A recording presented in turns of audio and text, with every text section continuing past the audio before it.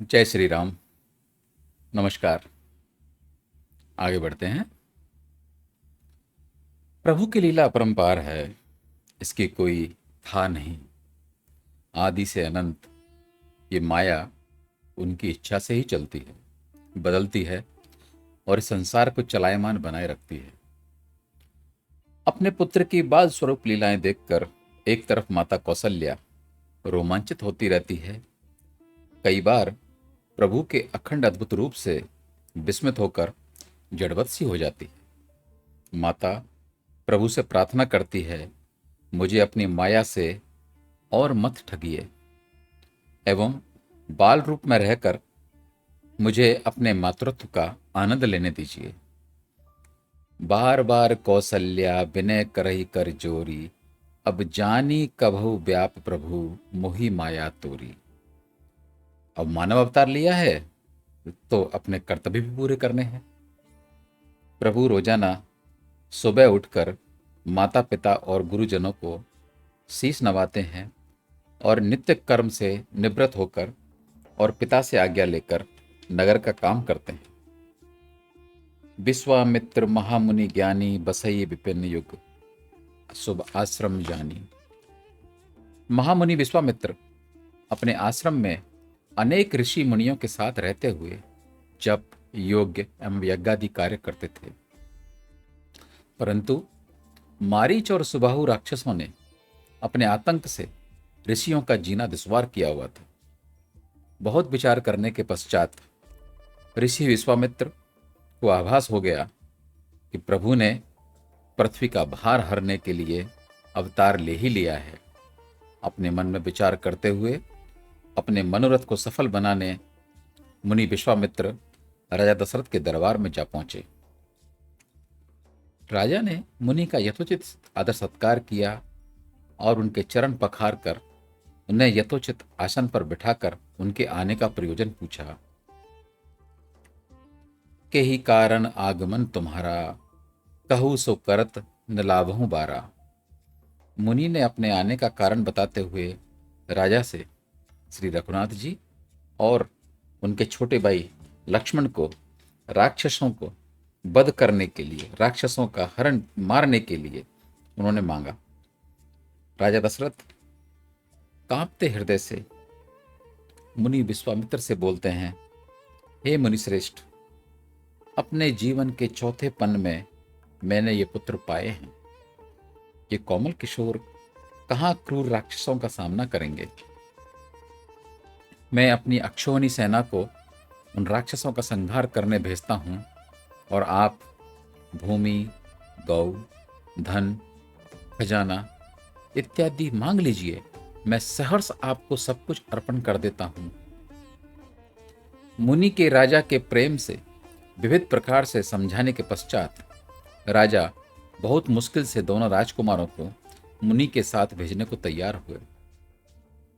कौन जानता था कि मुनि विश्वामित्र के साथ दोनों राजकुमारों के जाने से आगे क्या क्या होने वाला है। पुरुष सिंह दो वीर हर्षि, चले मुनि भय हरण, कृपा सिंधु मत धीर अखिल विश्व कारण करण। मुनि विश्वामित्र अपने भाग्य की सराहना करते हुए सोचते हैं कि धन्य है प्रभु, इन प्रभु ने मेरे लिए अपने पिता को भी छोड़ दिया। आश्रम जाते हुए रास्ते में मुनि ने दोनों राजकुमारों को ताड़का को दिखाया।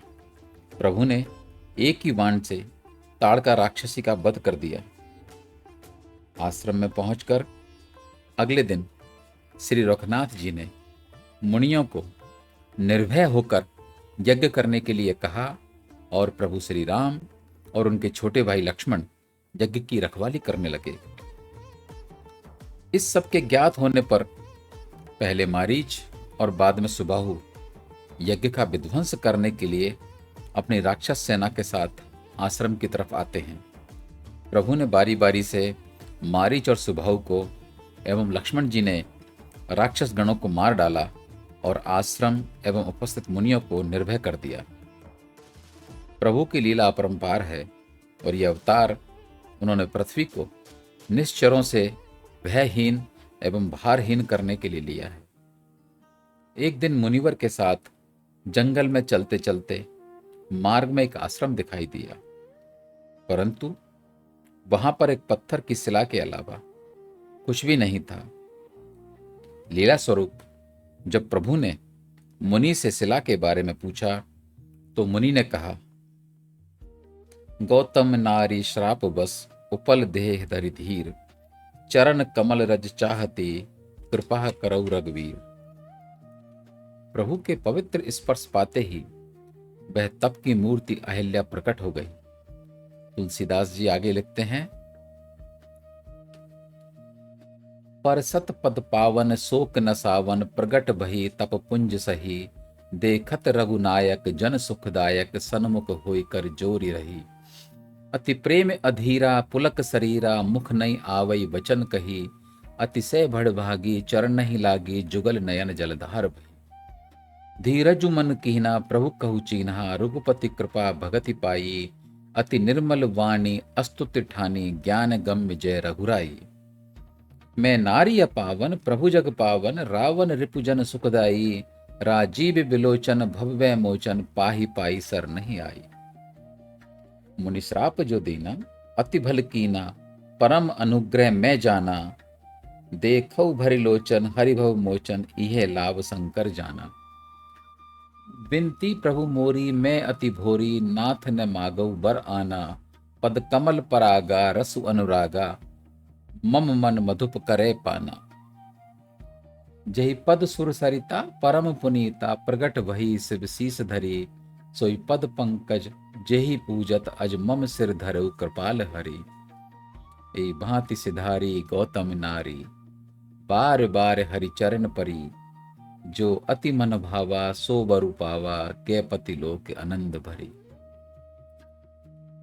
इस प्रकार भगवान के श्री चरणों में बार बार शीश झुकाकर गौतम मुनि की स्त्री अहिल्या पति लोक को चली गई।